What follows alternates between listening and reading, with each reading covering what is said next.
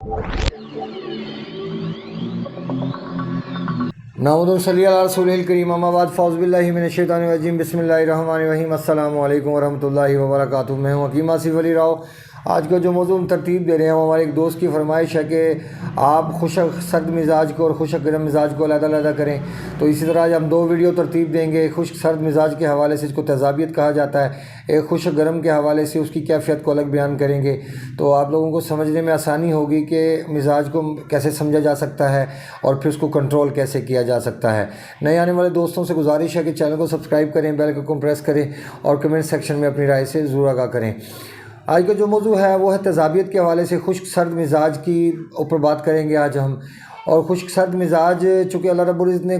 Total जो 6 मिजाज तरतीब दिए हैं, आज हम 2 वीडियो में उसको 2 मिजाजों को तरतीब देते हैं। जिसकी आज की वीडियो का जो हमारा उन्वान है खुश्क सर्द मिजाज पे हम वीडियो बना रहे हैं। तो इसके अंदर होता क्या है कि कीमियावी तहरीक होती है इंसान के जिगर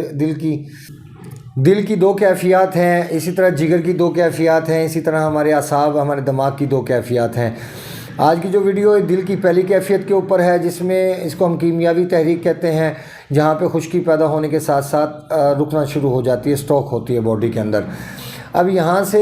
ये समझ लें कि मुंह का जो टेस्ट है वो अक्सर खट्टा रहेगा, मुंह में से पानी आएगा या ज़ुबान का कलर मुकम्मल तौर पे सफ़ेद हो जाएगा। ये तेज़ाबियत की शदीद तरीन तेज़ाबियत की सूरत हाल है। और ऐसी हालत में चूँकि खुश्की पैदा होने के साथ साथ हमारे जिस्म के अंदर रुकना शुरू हो जाती है। और इसके रुकने से क्या नुकसानात होते हैं कि हमारे दिल के ऊपर दबाव बढ़ना शुरू हो जाता है और हमारे जिस्म में खुश्की की बहात होना शुरू हो जाती है, सर में डैंड्रफ नज़र आना शुरू होता है। अक्सर आजकल जो सोराइसिस के केस नज़र आ रहे हैं वो भी इसी का शाखसाना है। फिर उसके बाद बवासीर की बात करते हैं, बादी बवासीर की, वो इसमें शामिल है। उसके बाद हेपेटाइटिस बी की बात करते हैं, वो इसमें शामिल है। उसके बाद अगर हम बात करें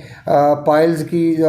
इस पाइल्स खूनी पाइल्स का तो यहाँ पे तज़किरा नहीं करेंगे, यानी बादी कंडीशन होगी, क्योंकि यहाँ पे खुश्की पैदा होने के साथ स्टॉक हो रही है। तो हरारत बहुत कम मिकदार में यहाँ पे मौजूद होती है। हरारत बढ़ेगी तो फिर जिस्म में से ब्लड आना शुरू होगा। लेकिन यहाँ पे चूँकि खुश्की सर्दी मौजूद है और तेज़ाबियत मौजूद है, तो तेज़ाबियत के अंदर मुँह का ज़ायका तुर्श रहेगा और हरारत की बतरीज कमी होती चली जाएगी। इसमें सीने में जलन वाफ़ी मिकदार में मौजूद होती है, यानी जब इंसान खाना खाता है तो सीने में बहुत ज़्यादा जलन होना शुरू हो जाती है, दिल घबराना शुरू हो जाता है, बेचैनी, एंजाइटी, डिप्रेशन, चिड़चिड़ापन, ये सब यहाँ पे मौजूद होता है। और चेहरे का कलर हमेशा यहाँ पे देखने में जो नज़र आता है, बाज़ टाइम में अगर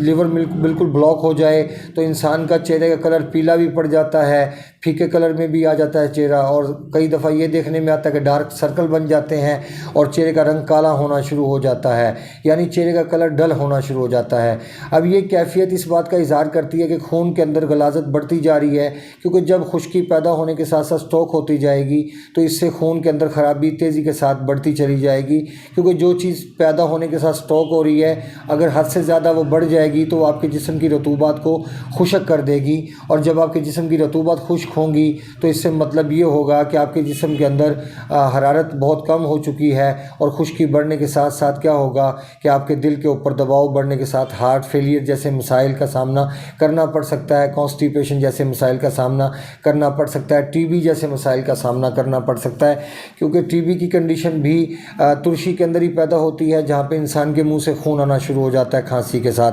और इसमें दायां लंग्स मुतासिर होता है, टीबी के साथ डायरेक्ट दाएं लंग्स का ताल्लुक़ होता है। जबकि हम जो रूटीन में कंडीशन देखी जाती है जिसमें लेफ़्ट लंग्स मुतासिर होता है, इसको सिलदिक कहते हैं। इसको सिलदिक इसलिए कहा जाता है कि सिल की बीमारी कहा जाता है, क्योंकि इसमें बायां फेफड़ा मुतासिर होता है और बाएं फेफड़े का ताल्लुक़ इंसान के एपिथेलियल सिस्टम के साथ है। इसलिए हमेशा टीबी में इंसान का दायां फेफड़ा मुतासिर होता है, दाएं लंग्स के ऊपर दबाव मौजूद होता है। अब एच पेलोरी की बुनियाद भी यहीं से पड़ती है और ये भी एक ख़तरनाक चीज़ है, क्योंकि ज़ख़म होना शुरू हो जाते हैं। और तेज़ाबियत जब अपने अरूज पे पहुंचती है तब एच पेलोरी हमारे पैदा होती है। और फिर इसका जो सबसे बड़ा नुकसान ये होता है कि इंसान का जो जिगर है वो स्टॉप होना शुरू हो जाता है और उसकी ब्लॉकेज आ जाती है। अब यहाँ पे बाज़ हमारे नादान दोस्त ये समझते हैं कि साबिर मुल्तानी साहब रहमतुल्लाह अलैह का जो फरमान है कि अगर आप उज़लाती साबी तहरीक में हैं, खुश्क सर्द कैफियत में हैं, तो आप पहले अगली तहरीक को कंप्लीट करें।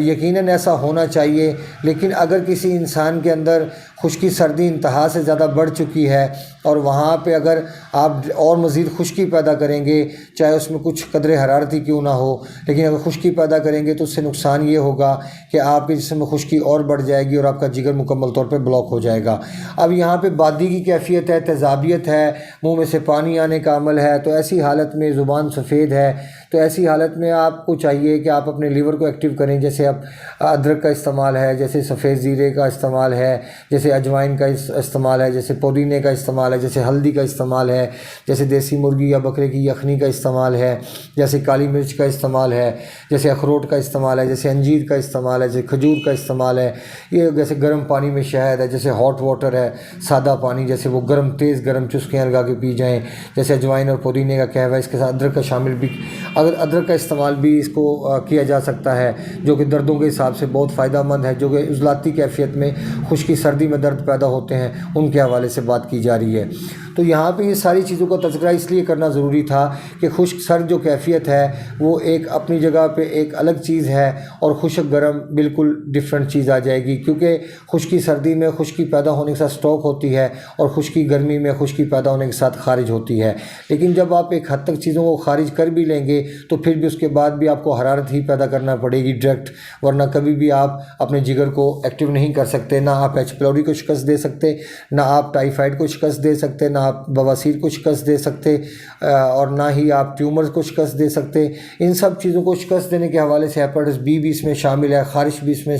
شامل ہے۔ اب یہاں پہ اکثر ہمارے دوست غلط فہمی کا شکار ہوتے ہیں کہ اگر خشکی سردی ہے تو اس کو خشکی گرمی فراہم کر دی جائے تاکہ انسان بیلنس ہو جائے۔ یاد رکھیں، خشکی سردی ہو یا خشکی گرمی، دونوں حالتوں میں انسان کا مسکولر سسٹم شدید دباؤ میں رہتا ہے، انسان کا دل شدید دباؤ میں رہتا ہے۔ جب شدید دباؤ میں ہوگا تو جگر تسکین کی حالت میں ہوگا، اور جب تک آپ جگر کی تسکین کو نہیں کھولیں گے، اس کی تسکین کو ختم نہیں کریں گے، آپ کسی بھی بیماری سے شفا یاب نہیں ہو سکتے، کیونکہ کیمیاوی تحریک ایسی ہے کہ جو بیماری کو پیدا کرنے کا سبب بنتی ہے، اور پھر نیکسٹ کیمیاوی تحریک ہی ایسی ہوتی ہے جو اس بیماری کو ختم کرنے کی صلاحیت رکھتی ہے، کیونکہ کیمیاوی تحریک ایک چیز کو پیدا کرنے کے ساتھ سٹاک کرتی ہے، اور جب چیز مطلوبہ حد تک سٹاک ہو جاتی ہے تو پھر وہ